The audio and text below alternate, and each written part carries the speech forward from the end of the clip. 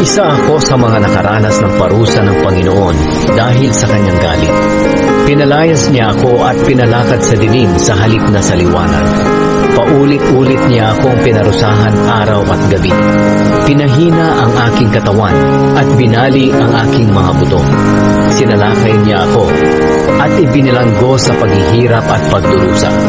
Inilagay sa kadiliman na parang isang tao na matagal ng patay. Kinadenan niya ako at ikinulong upang hindi makatakas. Kahit na humingi ako ng tulong, hindi niya ako pinakinggan. Hinarangan niya ng pader ang aking landas at pinaliko-liko ang aking dadaanan. Para siyang oso o leon na nag-aabang upang salakayin ako. Kinalagkad ako palayo sa daan at pagkatapos ay nilapa at iniwan. Iniumang niya ang kanyang pana at itinutok sa akin. Pinana niya ako at tumagos ito sa puso ko.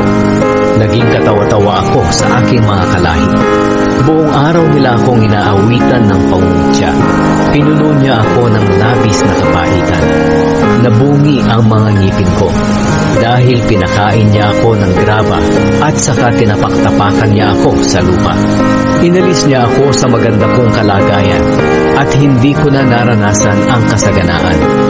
Nawala na ang karangalan ko at lahat ng pag-asa sa Panginoon. Napakasakit isipin ang mga paghihirap at pagdurusa ko. At kung palagi ko itong iisipin, manghihina ako. Pero nanunumbalik ang pag-asa ko kapag naaalala ko na ang pag-ibig at awa ng Panginoon ay walang katapusan.